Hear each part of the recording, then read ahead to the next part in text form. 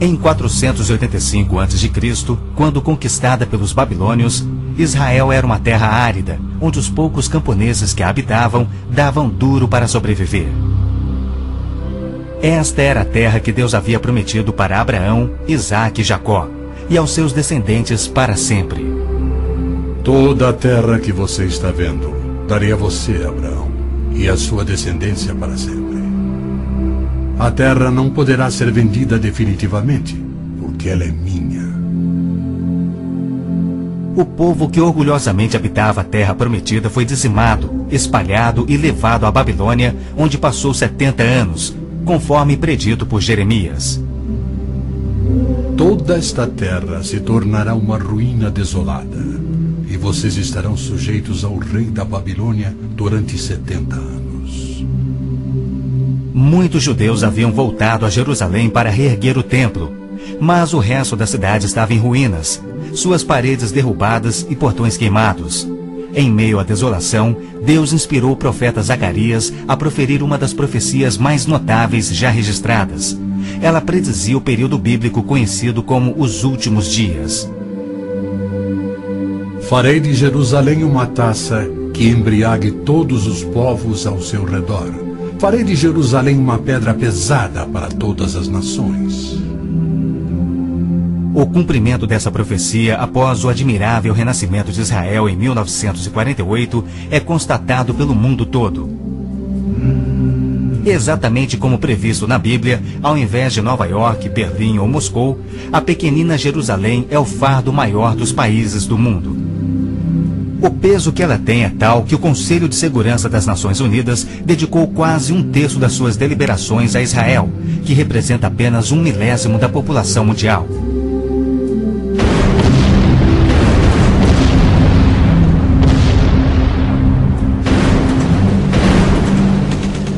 Jerusalém não seria o problema número 1 das Nações Unidas se a nação de Israel fosse facilmente intimidada, mas os seus militares são os melhores do mundo. Naquele dia farei que os líderes de Judá sejam semelhantes a um braseiro. Eles consumirão todos os povos ao redor. O Senhor protegerá os que vivem em Jerusalém.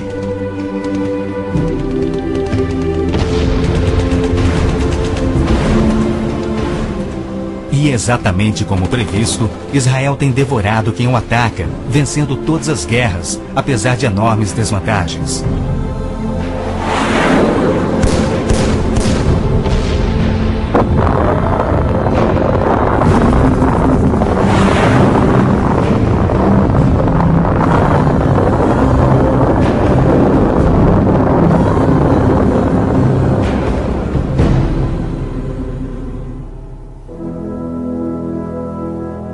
O anjo Gabriel revelou a Daniel que Jerusalém seria reconstruída e que após 483 anos viria o Messias. E que seu próprio povo, o povo de Israel, o rejeitaria e o crucificaria. Que a cidade e o templo ficariam outra vez em ruínas. E foi assim que aconteceu. Depois o ungido será morto e já não haverá lugar para ele. A cidade e o lugar santo, o templo, serão destruídos pelo povo do governante que virá. Jesus entrou em Jerusalém no dia exato da profecia. Foi aclamado como Messias e depois rejeitado. Jesus mesmo profetizou: Eu lhes garanto que não ficará aqui pedra sobre pedra. Serão todas derrubadas. E serão levados como prisioneiros para todas as nações. No ano 70 DC, exatamente como Cristo previu, os exércitos romanos, sob Tito, saquearam Jerusalém, derrubaram o templo de Herodes e não deixaram pedra sobre pedra. Mais de 1 milhão de judeus foram mortos e o remanescente espalhado pelas nações. Vocês serão desarraigados da terra em que estão entrando para dela tomar posse. Então o Senhor os espalhará pelas nações, de um lado ao outro da terra. Os profetas de Israel também previram o antissemitismo, que perseguiria os judeus por toda parte. Vocês serão motivo de horror e objeto de zombaria e de riso para todas as nações. Espalhados entre as nações, os judeus têm sido odiados, perseguidos e mortos como nenhum outro povo, enquanto a estéril terra de Israel permaneceu de luto. Após sua visita em 1867, o escritor Mark Twain escreveu: Belém, a terra em que os anjos cantaram não é habitada por criatura alguma. A Palestina se recobre de pano de saco e cinzas, desolada e sem beleza. Em outra de suas profecias admiráveis, Jesus declarou: Jerusalém será pisada pelos gentios, até que os tempos deles se cumpram. Jerusalém foi disputada por todos os grandes povos da história. Babilônios a dominaram, depois os medo-persas. Alexandre o Grande tomou a Palestina para os gregos em cerca de 300 a.C. Depois foram os egípcios, seguidos pelos assírios e então os romanos. Invasores islâmicos se apoderaram dela, mas foram depostos nas cruzadas. Mais tarde, os mamelucos islâmicos do Egito a tomaram. Depois, os turcos otomanos reinaram por 4 séculos. E ao longo destes séculos, os judeus ali viveram e sofreram. O pleno cumprimento das profecias bíblicas sobre Israel, Jerusalém e os judeus é a prova incontestável da existência de Deus e da veracidade bíblica. Muitos pensam que as cruzadas católicas libertaram a Terra Santa para os judeus, quando, na verdade, massacraram os judeus e tomaram a terra para a Igreja Católica. O Papa Urbano II, que organizou a primeira cruzada, desafiou seus seguidores a seguirem a estrada para o Santo Sepulcro, tomando a terra daquela raça malvada e sujeitando-a ao seu domínio. Hordas de voluntários, ostentando a bandeira da cruz, massacraram os judeus, a linhagem terrena de Cristo. Isso por todo o trajeto a Jerusalém. O líder da cruzada, Godofredo de Bouillon, jurou que se vingaria pelo sangue de Cristo, matando até o último dos judeus. Ao tomarem a cidade de Davi, seus homens perseguiram os judeus até a sinagoga e atearam fogo nela.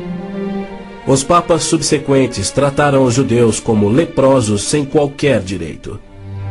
Entre estes, Pio VII, Leão XII, Pio VIII e Gregório XVI.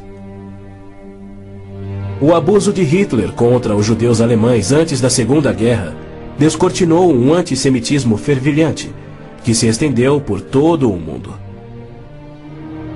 Ao navio transatlântico St. Louis, abarrotado com 1.100 refugiados judeus, foi negado acesso a todos os portos nas Américas do Sul, Central e do Norte.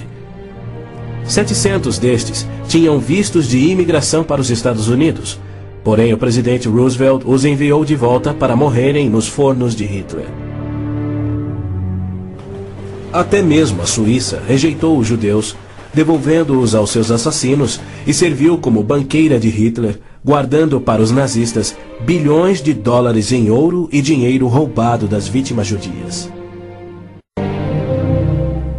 No final da Segunda Guerra, a promessa de Deus de retornar o seu povo à Terra Prometida parecia mais absurdamente ilógica do que nunca.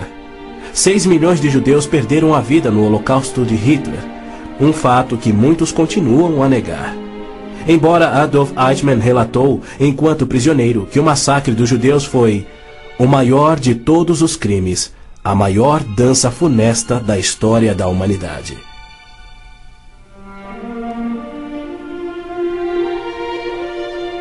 E o mais incrível é que após a guerra, centenas dos esqueléticos sobreviventes, libertados dos campos de extermínio, foram mortos em toda a Europa.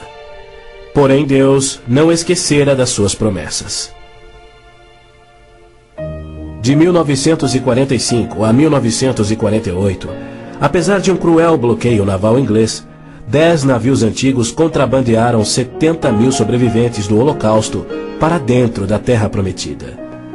Nas palavras de um dos sobreviventes, os velhos navios e a frota britânica eram ameaças menores que a vida na Europa. Pela primeira vez em anos tínhamos um propósito: a criação de um Estado judeu. Milhões de judeus têm voltado a Israel oriundos de mais de 100 países. A existência de Israel hoje, na Terra Prometida, é incontestavelmente uma obra de Deus. Vejam, eu os trarei da terra do norte e os reunirei dos confins da terra. Aquele que dispersou Israel o reunirá. Em novembro de 1947, as Nações Unidas adotaram a sua Resolução 181. Ela dividia a Palestina, dando 18% aos judeus e 82% aos árabes, e tornou Jerusalém uma cidade internacional que, conforme o Vaticano também insistiu, nunca poderia ter domínio judeu. O mundo árabe rejeitou esta resolução e exigiu toda a Palestina. Até hoje, nenhum mapa árabe admite a existência de Israel.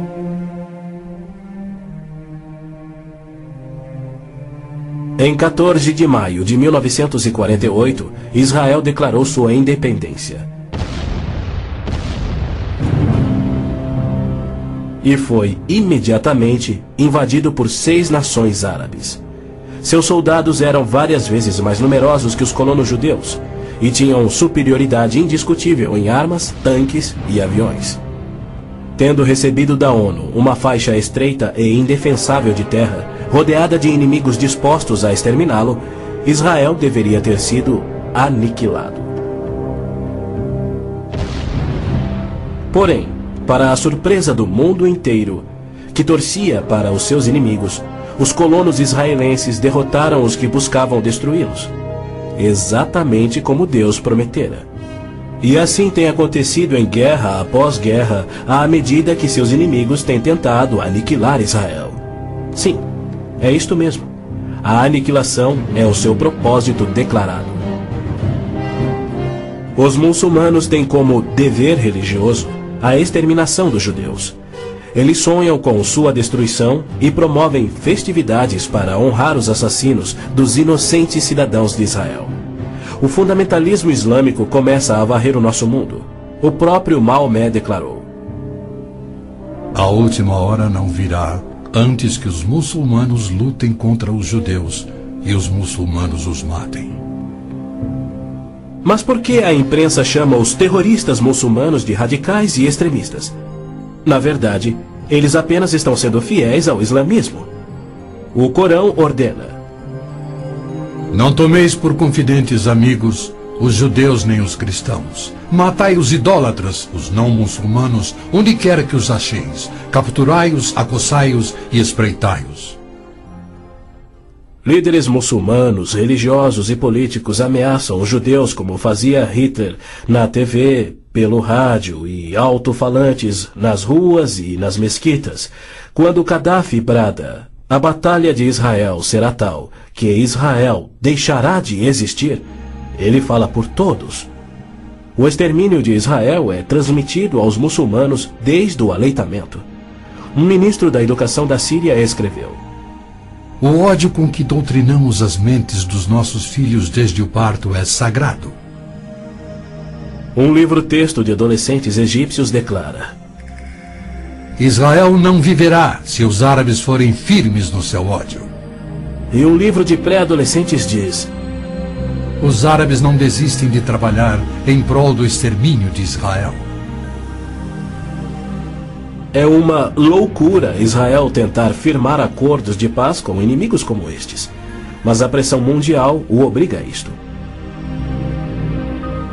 Na guerra de Yom Kippur de 1973, milhares de tanques atravessaram simultaneamente o Sinai, oriundos do Egito, e descendo o Golã a partir da Síria num ataque surpresa cuidadosamente orquestrado. As forças militares de Israel estavam todas de licença, celebrando a mais sagrada de suas festas religiosas, levando, portanto, 3 dias para que se mobilizassem. 300 mil israelenses enfrentaram 1,2 milhões de árabes. Escapando por um fio da derrota, Israel sofreu pesadas baixas. Mas, em cumprimento incontestável da admirável profecia de Zacarias, de que as tropas judias seriam como fogo que consumiria as nações vizinhas, Israel expulsou os seus inimigos.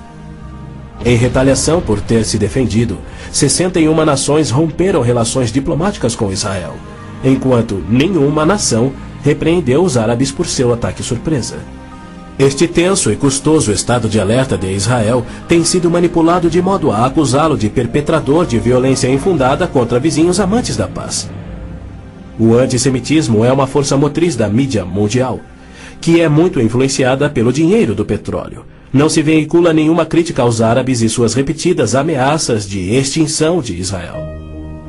Quando Israel deportou 400 terroristas do Hamas e do Jihad Islâmico por terem matado e mutilado centenas de seus civis, foi criticado pela mídia internacional e censurado pelas Nações Unidas. Mas quando o Kuwait deportou 300 mil palestinos, em sua maioria civis inocentes, a mídia fez pouco caso e as Nações Unidas ignoraram o fato. As Nações Unidas são flagrantemente pró-árabes e contra Israel. As chamadas Forças de Paz das Nações Unidas no Líbano abrigaram terroristas da OLP, ofereceram suas instalações para treinar terroristas, forneceram equipamento militar e auxiliaram as equipes de terroristas a caminho de atacarem Israel. Quando Israel se viu pressionado a ponto de invadir o sul do Líbano para expulsar a OLP, descobriu na área das Nações Unidas estoques suficientes de armamentos para sustentarem uma invasão de 1 milhão de homens. E a maioria, incrivelmente, era avançada demais para ser operada pela OLP e era obviamente destinada a uma invasão soviética. A ONU já condenou Israel mais de 370 vezes por ter se defendido, porém nunca condenou os terroristas ou os seus agressores. 2 anos após a Olimpíada de Munique, em que a OLP assassinou 11 atletas israelenses, Arafat, o seu líder, foi convidado para falar na Assembleia Geral da ONU. E foi recebido como herói, embora clamasse pela extinção de Israel. O então secretário-geral da ONU, Boutros Ghali, declarou: Os judeus devem abrir mão de sua condição de nação e do Estado de Israel para serem assimilados como uma comunidade do mundo árabe. O Domo da Rocha, no cume do Monte Moriá, está situado no coração de Jerusalém. Esta edificação de 141 mil metros quadrados inspira paixões tão explosivas que pode ser o estopim da Terceira Guerra Mundial a qualquer instante. Foi ali que Abraão obedientemente construiu um altar e colocou sobre ele o seu filho Isaque, disposto a oferecê-lo como sacrifício a Deus. Mas Deus o impediu e proveu um carneiro para substituir a Isaque. 900 anos mais tarde, há cerca de 3.000 anos, o rei Davi comprou aquele terreno santo de Araúna, o Jebuseu, para poder edificar ali um altar a seu Deus. E foi ali que Salomão construiu o primeiro templo. Do templo judeu, destruído por 2 vezes, não resta nada. Em seu lugar se ergue o Domo da Rocha, um imenso monumento ao deus islâmico da lua, o antissemita Alá.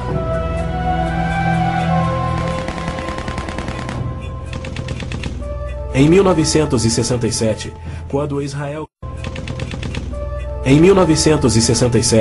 quando Israel capturou o leste de Jerusalém e junto com ele o Monte do Templo, isto parecia contradizer a profecia de Cristo de que Jerusalém seria pisoteada pelos gentios até a sua vinda. Mas, incrivelmente, Israel imediatamente devolveu o Monte do Templo aos cuidados do rei Hussein da Jordânia. Este, por sua vez, o confiou a Yasser Arafat e a sua OLP em 1994. Assim, o coração de Jerusalém está nas mãos de gentios e as nações dos gentios de todo o mundo exigem o controle. Uma das principais tensões no Oriente Médio, hoje em dia, é a questão do chamado povo palestino. A Organização de Libertação da Palestina, a OLP, liderada por Yasser Arafat desde 1969, alega representar os palestinos. A OLP declara: Nosso conflito com o inimigo sionista não surge em função da demarcação de suas fronteiras, mas sim da própria existência de Israel. A OLP, como todos devem saber, é uma organização islâmica de terrorismo. Ela treinou as gangues de assassinos de Idi Amin, que mataram 300 mil cristãos negros em Uganda.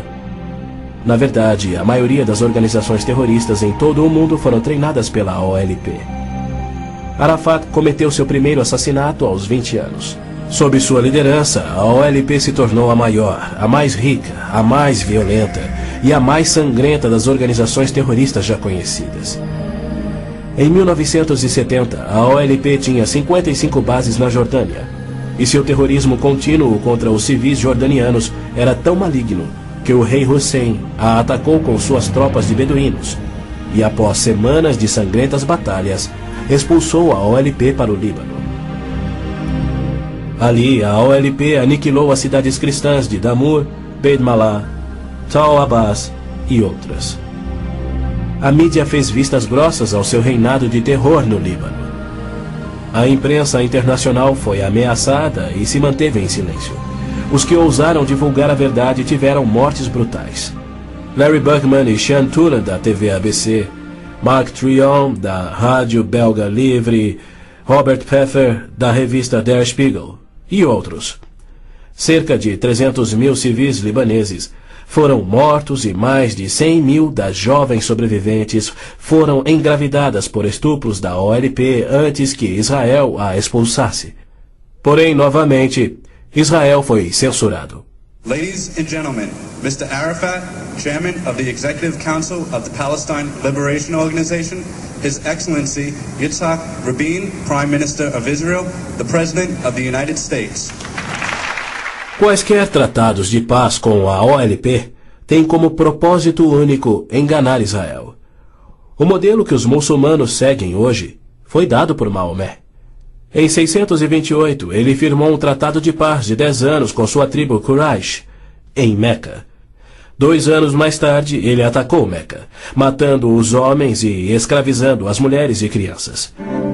Arafat declarou publicamente: Em nome de Alá, eu não considero o acordo de paz entre a OLP e Israel mais do que o acordo assinado entre nosso profeta Maomé e a tribo Quraysh. A paz para nós implica na destruição de Israel. O primeiro passo é fingir a paz para ganhar territórios dentro de Israel, de onde possa lançar sua destruição final. Por incrível que pareça, Arafat e seus assassinos da OLP têm sido eximidos e celebrizados pela mídia mundial. Este criminoso, impiedoso e sadista recebeu um prêmio Nobel da Paz e é honrado como campeão da justiça em prol do oprimido povo palestino. Palestinos? Nunca houve palestino, seja povo, nação, língua, cultura, religião ou economia. As alegações de serem descendentes de um povo palestino que supostamente habitou uma terra chamada Palestina por milhares de anos não passa de uma mentira intencional. A terra era chamada Canaã e era habitada por cananeus. E o que fora Canaã tornou-se a terra de Israel quando Deus a entregou ao seu povo. Porém, uma história revisada que oculta a verdade é promovida nas melhores enciclopédias e livros, incluindo publicações cristãs. Aqueles que hoje se denominam palestinos são árabes, por berço, língua, religião islâmica e cultura. A origem do termo Palestina provém dos filisteus, os arqui-inimigos do antigo Israel. Em 130 d.C., os romanos reconstruíram Jerusalém como uma cidade pagã, tendo um templo de Júpiter no lugar do templo judeu. Provocados à rebelião, 500 mil de judeus foram mortos e milhares escravizados. Os romanos, irados, renomearam a terra de Israel, batizando-a de Síria-Palestina. Assim surgiu o termo palestino. Dali em diante, os judeus que ali viviam foram chamados de palestinos. Na Segunda Guerra, o exército britânico tinha uma brigada palestina composta por voluntários judeus. A Orquestra Sinfônica da Palestina era de judeus, assim como o Palestine Post era um jornal de judeus. Em 1948, árabes fugidos de Israel começaram a alegar que eles eram os verdadeiros palestinos e que a terra de Israel sempre lhes pertencera. E a mídia mundial promove essa mentira. Mas a verdade é que em 1948 os árabes ocupavam meros 3% da Palestina. Enquanto que a posse de Israel data de 4.000 anos de quando Abraão adquiriu a caverna Macpela em Hebrom. Ali Abraão sepultou sua esposa Sara, e ali estão enterrados Abraão, Isaque, Rebeca, Jacó e Lia. Em Hebrom, Davi foi coroado rei. É um lugar sagrado para os judeus e não tem nada a ver com os árabes ou com o Islã. E ainda assim os muçulmanos ignoram a presença contínua dos judeus por 3.000 anos e dizem que Hebrom é sua. Construíram uma mesquita e estão determinados a expulsar todos os residentes judeus. Há meio século, o mundo convive com o problema de centenas de milhares dos autodenominados refugiados palestinos da guerra pela independência em 1948. Em mais uma mentira típica, a mídia internacional acusa os judeus de impiedosamente desalojarem a população nativa. Mas, na verdade, foi o alto comando árabe que os instruiu por rádio a deixar rapidamente a Palestina enquanto eles massacrariam os judeus. Uns 350.000 fugiram. Muitos ficaram. Os que ficaram hoje são cidadãos israelenses e atualmente compõem uns 16% do eleitorado de Israel. A Jordânia anexou o território palestino designado pela ONU, expeliu todos os judeus, destruiu as sinagogas judaicas e renomeou de margem ocidental as terras conhecidas por Judeia e Samaria desde os tempos bíblicos. Apesar dos milhões de dólares em jazidas de petróleo e uma área terrestre 700 vezes maior do que a de Israel, as nações árabes se recusam a aceitar quaisquer refugiados de 48 e a dar-lhes vida normal. Somando milhões devido à sua alta taxa de natalidade, hoje eles são restritos a vergonhosos acampamentos de refugiados em Gaza, Jordânia, Líbano, Síria e na margem ocidental. Estes infelizes são mantidos assim para que seu infortúnio seja exibido como propaganda.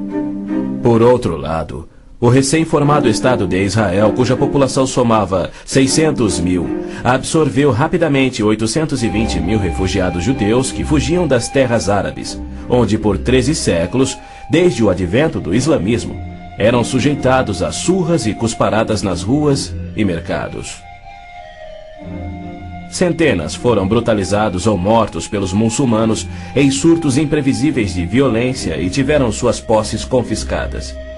O renascer de Israel propiciou um refúgio acolhedor para o qual fugiram.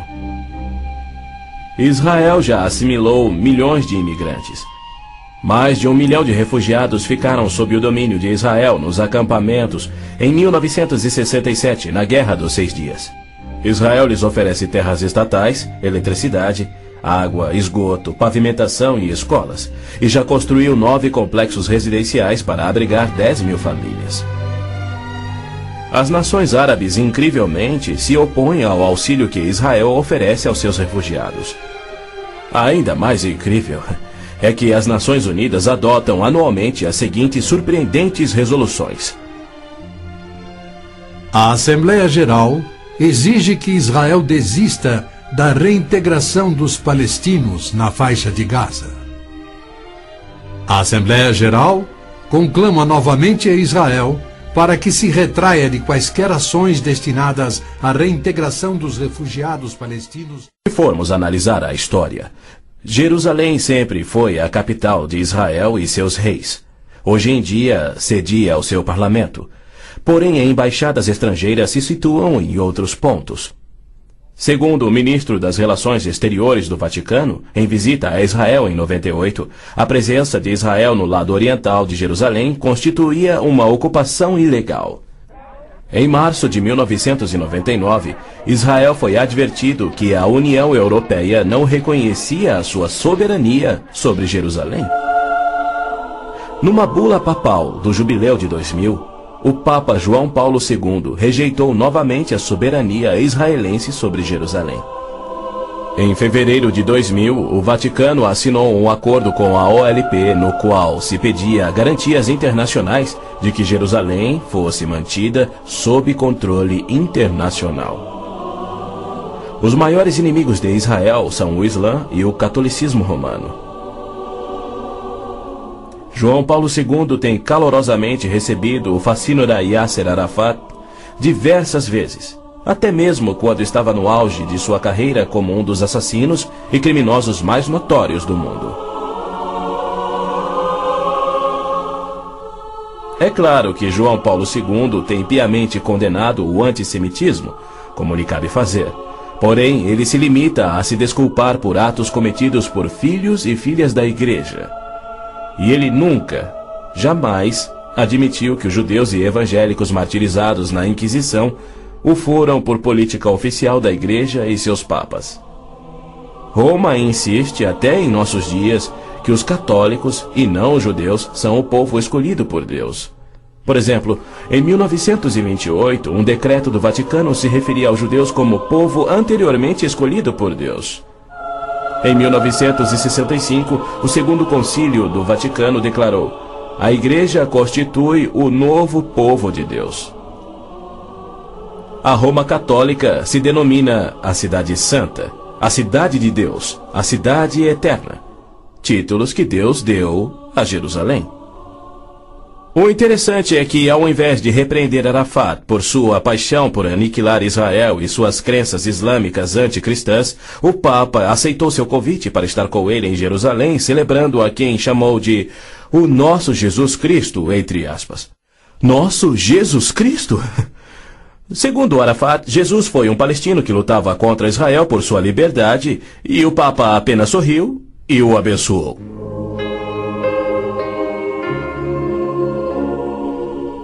Os judeus culpam a Cristo e aos cristãos pelo antissemitismo do catolicismo romano.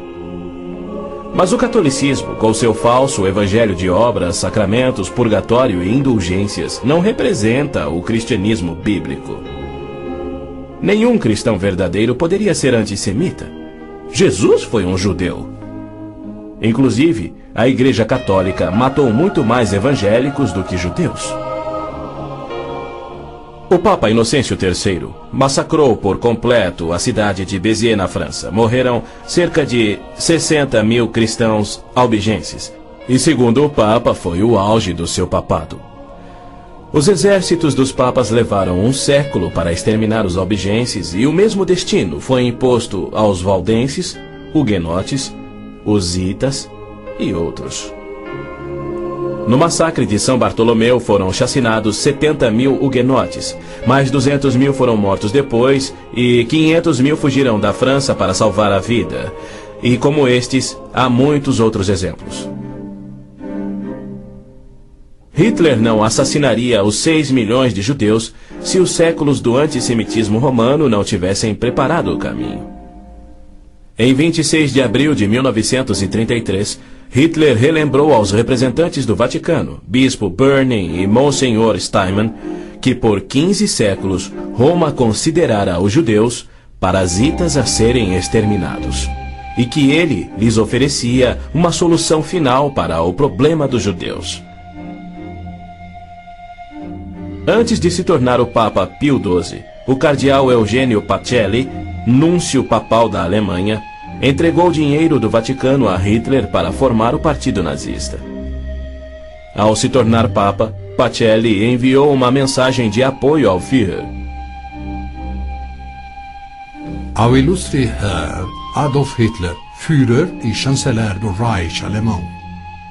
É com grande prazer que recordamos os muitos anos passados na Alemanha como núncio apostólico, ocasião em que fizemos de tudo para estabelecer relações harmoniosas entre a Igreja e o Estado. Agora, suplicamos ainda mais fervorosamente para alcançarmos este alvo. Era 1939 e os abusos de Hitler, bem como suas intenções para os judeus, já eram conhecidos em todo o mundo.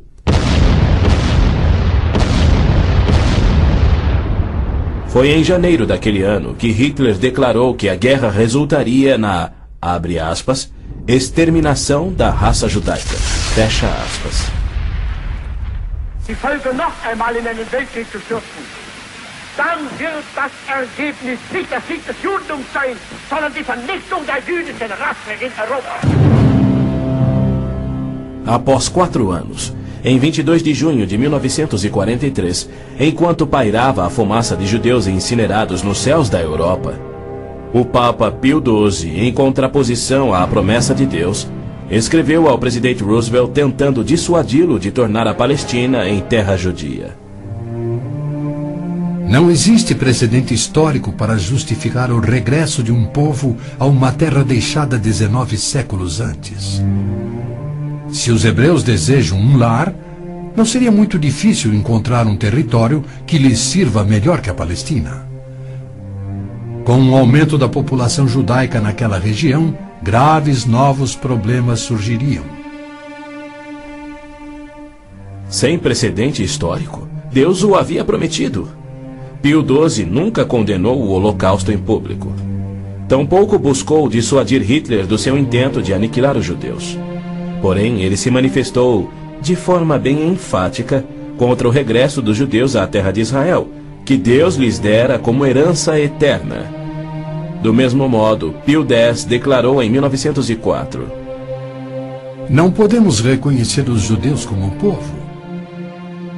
Em 1919, o cardeal Pietro Gasparri, secretário de Estado do Vaticano, escreveu: O perigo que mais nos amedronta é o da criação de um Estado judaico na Palestina. E quanto ao Islã, esta religião de violência tem sempre forçado conversões pela espada. Após a morte de Maomé, a maioria dos árabes abandonou o Islã, dando origem às famosas guerras da apostasia. Abu Bakr, o primeiro califa a suceder Maomé, matou dezenas de milhares de ex-muçulmanos buscando reimplantar o Islã. Até o início do século VIII, os ferozes guerreiros do Islã haviam tomado a maioria do Oriente Médio, muito da África e haviam quase conquistado a Europa. A violenta natureza do Islã é vista ainda hoje em multidões bradando "Alá é grande" e infligindo terror e morte sobre os não-muçulmanos. O Islã está por trás da maior parte do terrorismo no mundo. Hoje em dia, multidões muçulmanas periodicamente massacram milhares de cristãos, queimando e saqueando as suas terras.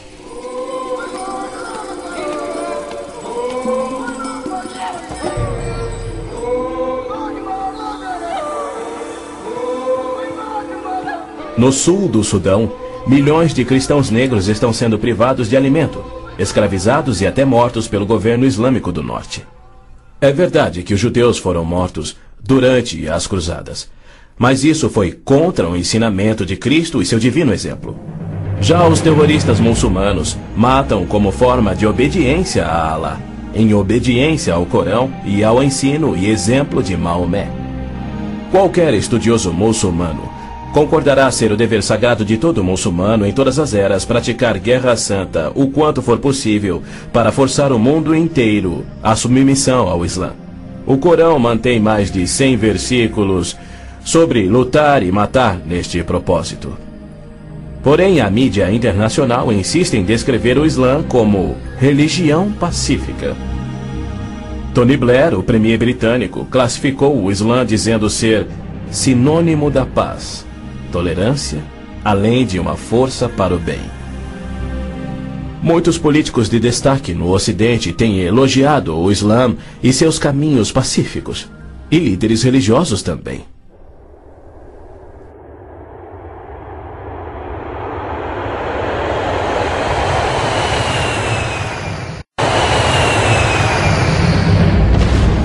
Os inusitados atos de guerra praticados por terroristas contra os Estados Unidos em setembro de 2001 resultaram em declarações de políticos que diziam ser necessário distinguir entre terrorismo causado por grupos extremistas, fanáticos, e a religião islâmica em si, que é pacífica. O escritor Tom Clancy disse que o Islã, como religião, não promove a violência. Uma declaração incrível frente aos ensinos contidos no Corão, os de Maomé, e a violência contínua que historicamente caracteriza o avanço do Islã. Esta é a visão romântica do Islã que encoraja o terrorismo. Para esses criminosos, Arafat é a prova viva das recompensas conferidas aos que aspiram ao terrorismo. Ele é o mais vil e bem-sucedido terrorista da história. A OLP detinha o recorde do maior sequestro aéreo, 4 aeronaves numa única operação, apenas igualado em 2001. o maior número de reféns, 300 pessoas na mesma operação e outros recordes que se mantêm até hoje. O número de pessoas baleadas num aeroporto, o maior resgate pago, 5 milhões de dólares pagos pela Lufthansa. A maior diversidade de alvos, 40 aeronaves de passageiros civis, 5 navios de passageiros, 30 embaixadas ou missões diplomáticas, além de incontáveis fábricas, depósitos de combustível, etc, etc, etc. Ao invés de ser julgado como réu em corte internacional, assim como os nazistas e líderes sérvios, os sangrentos atos de Arafat atraíram a ONU, a União Europeia e incontáveis líderes políticos e religiosos para o seu lado contra Israel e lhe outorgaram o Prêmio Nobel da Paz. O que confere a pilotos habilidosos a coragem e o ímpeto de se apoderarem de jatos comerciais e arremetê-los contra edifícios civis ou militares. Ou outros que se suicidam explodindo ônibus em Tel Aviv. Somente uma coisa: a garantia islâmica do paraíso para os que morrem na jihad. Aos mártires, o Islã promete um palácio de marfim contendo 70 mansões, cada mansão contendo 70 casas e em cada casa uma cama com 70 lençóis. E em cada lençol uma linda virgem que recupera sua virgindade a cada vez que o mártir a possui. Lhe é prometido que o seu apetite para o sexo e alimento será igual ao de 100 homens. Os meninos muçulmanos ouvem essa promessa desde a infância. Ela lhes confere a coragem inconsequente que os faz treinar e executar ações terroristas suicidas para infligir morte e destruição sobre os chamados inimigos de Alá. Quando este mundo reconhecerá que o Islã é que é o culpado? E quando os muçulmanos que desprezam o terrorismo perceberão estarem seguindo uma religião terrorista, conforme a história comprova? Os muçulmanos têm continuamente se torturado, se combatido e se matado. Nos 8 anos de guerra entre o Irã e o Iraque, foram usados milhares de toneladas de gás venenoso e as mortes somaram mais do que as da Primeira Guerra Mundial. Nos territórios da OLP tomados de Israel, não há liberdade de consciência, de expressão, de religião ou de imprensa e nem voto democrático. E isto caracteriza todos os países islâmicos. Na Arábia Saudita, no berço do islamismo, não se admitem judeus. Cidadania é privilégio muçulmano. É vedada a construção de templos que não sejam islâmicos e, segundo a lei universal do islamismo, a pena de morte é oficial e é destinada ao muçulmano que se converte a qualquer outra religião. Não se pode carregar uma Bíblia nas ruas da Arábia Saudita ou realizar estudo bíblico em seu próprio lar. Mas o Islã é a religião que mais cresce no Ocidente. Na Inglaterra, congrega-se mais em mesquitas do que em templos cristãos. Da mesma forma, muitas mesquitas nos Estados Unidos têm contato com bases secretas de treinamento terrorista para que a Jihad faça da América um país islâmico. O Islã rejeita o Deus da Bíblia e nega a divindade de Cristo ou que ele morreu por nossos pecados, alegando que um discípulo sósia tomou o lugar de Cristo na cruz e que Cristo foi levado vivo ao céu e que deverá voltar a esta terra para morrer um dia. O cristianismo deve ser subjugado pela força. O Corão diz: matai os idólatras, os não muçulmanos. Onde quer que os acheis, espreitai-os. Combatei aqueles que não creem em Alá. Observem bem, assim é o Islã. Porém, segundo Robert Schuller, se ele voltasse daqui a 100 anos e descobrisse que seus descendentes eram muçulmanos, ele não se importaria. Ele pregou sua mensagem de Natal em 99 na grande mesquita de Damasco, segurando a mão do grão mufti islâmico. Mais tarde, quando entrevistado por Larry King, Schuller disse animadamente ter sentido a afinidade espiritual além de uma concordância de fé e filosofia, e se referia a esse líder muçulmano anticristão. A Bíblia diz que Deus deu a terra prometida ao seu povo escolhido, os judeus. Já o Islã diz que Alá deu estas terras aos árabes. Assim se desdobra um tremendo conflito entre o Deus de Abraão, Isaque e Jacó, que ama os judeus, e o Deus de Maomé, que odeia os judeus e pede a sua destruição. O conflito real não é entre judeus e árabes. mas entre o Deus da Bíblia, cujo nome é Javé, e o Deus do Corão, chamado Alá. 12 vezes no texto bíblico Deus refere-se a si mesmo como o Deus de Abraão, o Deus de Isaque e o Deus de Jacó.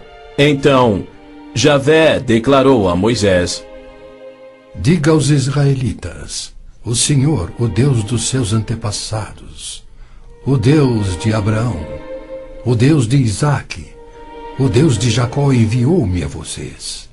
Esse é o meu nome para sempre, nome pelo qual serei lembrado de geração em geração.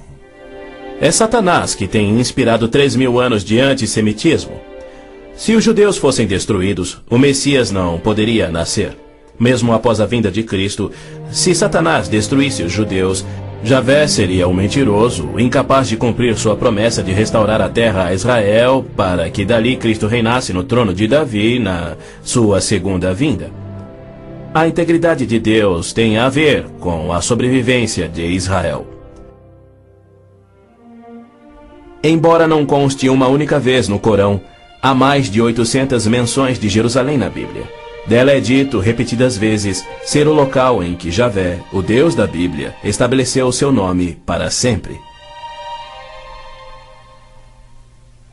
Yasser Arafat alega que Jerusalém tem sido uma cidade árabe há milhares de anos, quando na realidade ela nunca o foi. Em julho de 1889, constou no jornal Pittsburgh Dispatch que, dos 40.000 habitantes de Jerusalém, 30.000 eram judeus e a maioria do restante era cristã. Quando Israel declarou sua independência em 1948, havia 100.000 judeus vivendo na Jerusalém antiga. Ela foi fundada há 3.000 anos por Davi, o grande rei de Israel, e se manteve uma cidade judia desde então. Não é à toa que mais de 40 vezes a Bíblia se refere a Jerusalém como sendo a cidade de Davi. Ali Deus estabeleceu o trono de Davi para sempre. E naquele trono, o Messias, descendente de Davi, deverá reinar sobre Israel e o mundo. O Senhor Deus lhe dará ao Messias o trono de seu pai Davi, e ele reinará para sempre sobre o povo de Jacó. Jerusalém é um cálice de tontear porque líderes mundiais rejeitam o Deus bíblico e seu plano de paz para Jerusalém e o mundo. A insistência do Vaticano e da ONU de que Jerusalém deve ser uma cidade internacional e dos muçulmanos que dizem que ela lhes pertence constituem desafios ao Deus de Abraão, Isaque e Jacó, assim como a paixão muçulmana pela destruição de Israel. As nações muçulmanas estão se armando com mísseis capazes de portar ogivas químicas e biológicas, além de nucleares. Certamente não são armas de defesa. Todo mundo sabe que tem um propósito único: chover morte e destruição sobre Israel.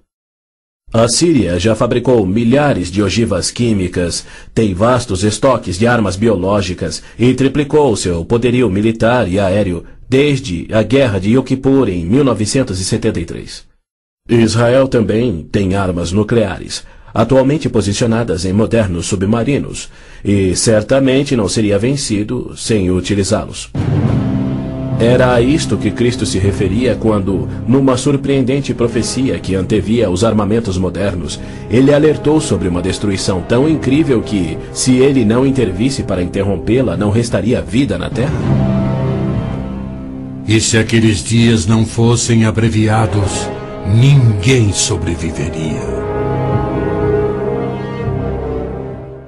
Ninguém sobreviveria.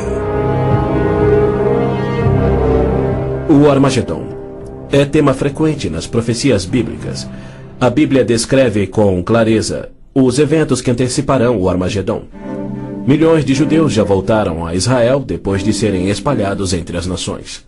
Eles reconstruíram Israel a partir do nada e sentem-se seguros com uma falsa paz. Com a progressão do processo dessa falsa paz, os árabes matam e queimam as casas dos árabes que suspeitam estar cooperando com Israel. Terroristas muçulmanos que matam judeus são honrados nos países árabes. Ruas e feriados recebem os seus nomes. Na virada do milênio, o Prêmio Palestino de Cultura foi outorgado a Abu Daud por seu livro no qual descreveu como planejou e executou o assassinato de 11 atletas israelenses nas Olimpíadas de Munique em 72. Ainda assim, os israelenses seguem sonhando em alcançar a paz com aqueles que juraram exterminá-los. Logo a seguir virá aquilo que Jeremias chamou de o tempo da angústia de Jacó. Exércitos do mundo, sob o anticristo, serão trazidos ao Armagedon por Javé, no intento de puni-los por terem odiado, perseguido e matado o seu povo Israel, e para disciplinar Israel por sua descrença. Você, anticristo, avançará contra Israel, o meu povo, nos dias vindouros. Trarei você contra a minha terra para que as nações me conheçam, e todas as pessoas da face da terra tremerão diante da minha presença. Reunirei todos os povos para lutarem contra Jerusalém. Depois, o Senhor sairá para a guerra contra aquelas nações. As frases "a minha presença" e "o Senhor sairá para a guerra" indicam que Deus mesmo virá salvar Israel no Armagedon. Zacarias diz: Deus virá como um homem ressurreto que foi traspassado. Este só pode ser o Messias, a quem Isaías chamou Deus poderoso, o Pai eterno. Ouça novamente as previsões dos profetas judeus sobre a rejeição do Messias, sua crucificação pelo seu povo e sua morte pelos pecados do mundo. Perfuraram minhas mãos e meus pés na crucificação. Foi desprezado e rejeitado, eliminado da terra dos viventes. Por causa da transgressão do meu povo, ele foi golpeado. Então o ungido será morto e já não haverá lugar para ele, apenas para os pecados do mundo. Em consonância com os profetas de Israel, João nos revela o Armagedon no último livro da Bíblia e nos mostra Cristo voltando do céu para destruir o anticristo, exatamente como Paulo também profetizou. Vi os céus abertos e diante de mim um cavalo branco, cujo cavaleiro se chama Fiel e Verdadeiro. Seus olhos são como chamas de fogo, e seu nome é Palavra de Deus. Então vi a besta, o anticristo, os reis da terra e os seus exércitos, reunidos para guerrearem contra aquele que está montado no cavalo e contra o seu exército. Mas a besta foi presa, e com ela o falso profeta. Os dois foram lançados vivos no lago de fogo.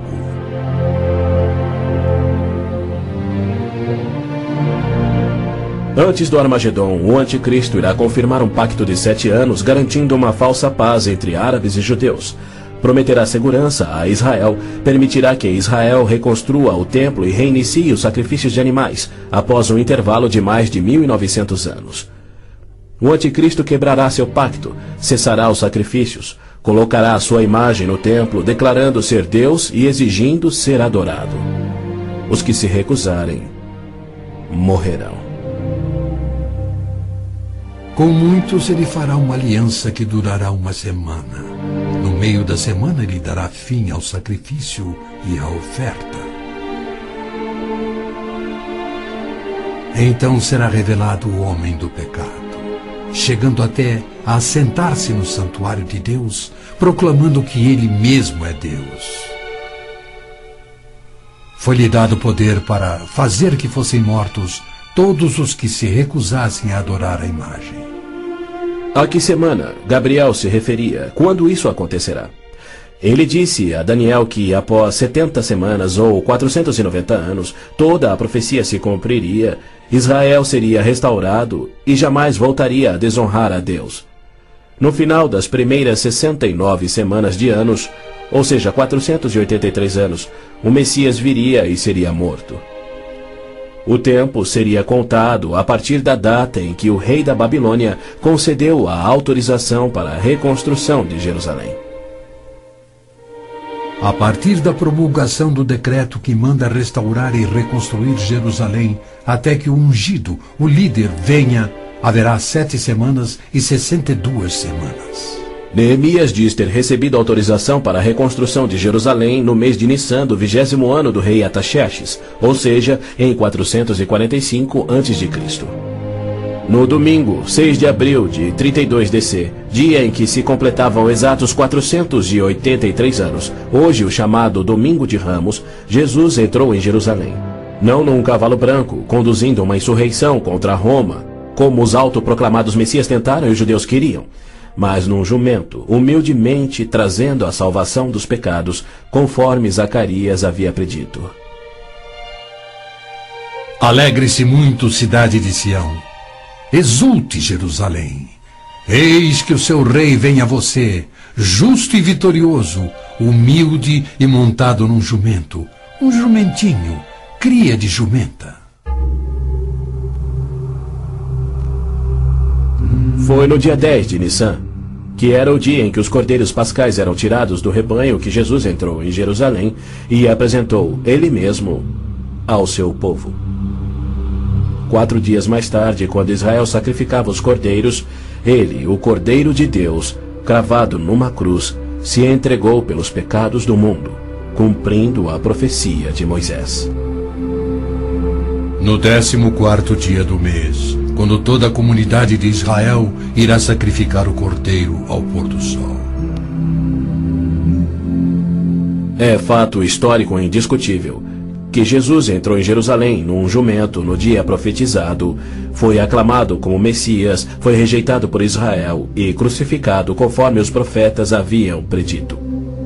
Como resultado, foram postergados os planos que Deus tinha para Israel na 70ª semana de Daniel. Hoje vivemos na época que Cristo chamou de Tempos dos Gentios, pois Jerusalém é uma cidade internacional dominada por não-judeus.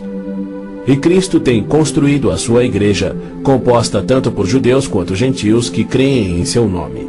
Somente quando esta igreja for arrebatada para os céus, conforme prometido por Cristo, é que terá início a 70ª semana de Daniel.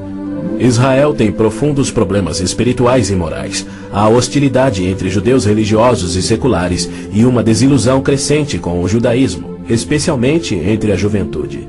Israel sofre com drogas, pornografia, prostituição, juventude rebelde, estupros, roubos e assassinatos. Israel precisa se voltar em arrependimento para o Deus de Abraão, Isaque e Jacó. Mas os rabinos nada têm para oferecer aos pecadores arrependidos. Exatamente como Oséias profetizou, eles não fazem sacrifícios pelo pecado há 1900 anos, pois não têm um templo. Pois os israelitas viverão muitos dias sem rei e sem líder, sem sacrifício. Foi Deus quem profetizou essa condição. Por que ele permitiria que seu povo escolhido ficasse sem sacerdócio e sem templo no qual oferecer os sacrifícios pelos pecados que ele havia ordenado? Isso só faz sentido se o sacrifício de Cristo na cruz cumpriu todos os sacrifícios do Velho Testamento que já não são mais necessários. Caso contrário, Deus abandonou o seu próprio povo e todo o mundo sem recurso para o pecado. E isso ele nunca faria. As escrituras hebraicas contêm mais de 300 profecias, indicando quando e onde o Messias nasceria e como reconhecê-lo quando ele viesse. Cada uma destas foi especificamente cumprida ao pé da letra, na vida, morte e ressurreição de Jesus de Nazaré. Se ele não for o Messias, então não existe o Messias. Pois foi Cristo que no dia exato, revelado pelo anjo Gabriel a Daniel, entrou em Jerusalém num jumento, foi aclamado Messias, depois rejeitado e crucificado conforme profetizado. Segundo as escrituras do próprio povo de Israel, aqueles que esperam a primeira vinda do Messias já estão atrasados em 1900 anos. A única esperança de Israel está na sua segunda vinda, e podemos ter certeza de que, havendo gerado a nação de Israel, Deus irá cumprir o seu propósito. Havendo gerado a nação de Israel, Deus irá cumprir o seu propósito. Pois ele declara: Pode uma nação nascer? Acaso faço chegar a hora do parto e não faço nascer, diz o Senhor? Acaso fecho o ventre? Tragicamente, muitos judeus só crerão no seu Messias no Armagedon. Quando Javé aparecer em pessoa para salvar Israel da destruição pelos exércitos, eles reconhecerão finalmente ser o Messias, aquele que foi traspassado e morto pelos seus pecados e que ressuscitou como o próprio Messias predito pelos seus profetas, a quem rejeitaram. Então todos os judeus ainda vivos irão crer. Mas para todos aqueles, judeus e gentios, que morrerem sem crer nele, tragicamente não restará esperança.